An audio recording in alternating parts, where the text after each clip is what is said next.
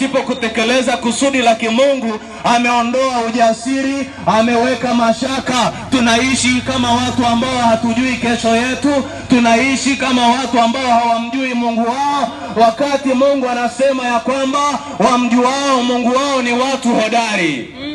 Haleluya. Amina. Haleluya. Amen. Nataka unielewe mpendwa wangu katika Bwana. Ukiwa na Yesu, kila kitu kwako ni salama. Hutahofia nguvu zozote za yule mwovu. Amina. Hutahofia wachawi.